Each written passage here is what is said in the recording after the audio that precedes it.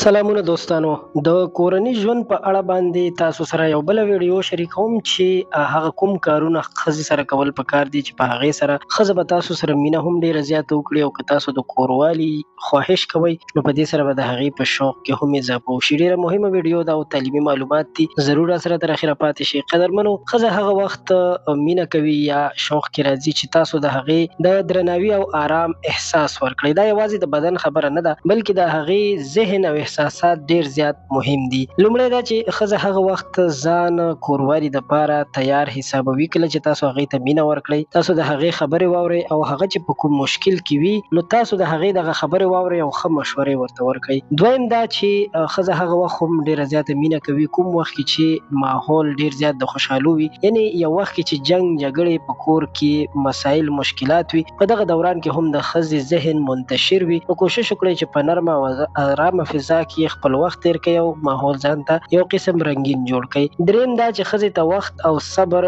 ډیر زیات ضروري دی. یعنې ځینې کسان داسې وي چې د واده په لومړۍ شپه باندې ډایرکټ راځي او په ښځه باندې لکه د لیونو ورځي. نو دغه دوران کې پکار ده چې تاسو د نرمۍ نه کار واخلئ او ښځې ته وخت ورکړئ، ځکه چې ځینې ښځې چې وي هغه په دغه دوران کې تیارې نه وي. او څلورم دا چې ښځې ته خپل احساسات ښکاره کړئ چې زه تا سره مینه لرم. مینه ناکه لهجه باندې ورسره خبرې وکړئ نو هغه به ځان خوشحاله او آرام حساب کړي. قدرمنو، ښځه یوازې بدن ته ضرورت نه لري بلکې هغه مینه، درناوي او نرمۍ ته اړتیا لري یا ضرورت لري. که تاسو غواړئ چې خپله دغه رابطه یا خپل دغه کومه رشته خوشحاله او قوي وساتئ نو د هغې احساساتو ته وخت ورکړئ، د هغې خبرې واورئ او کومې خبرې چې موږ بره پورته ذکر کړلې نو دغه کارونه خامخا وکړئ. که نور معلومات غواړئ نو زموږ چینل در سره ضرور سبسکرایب کړئ، خپل نظرونه راسره ضرور شریک کړئ. ستاسو ملاتړ زموږ دپاره ډېر زیات ضروري دی. ستاسو ټولو یو جهان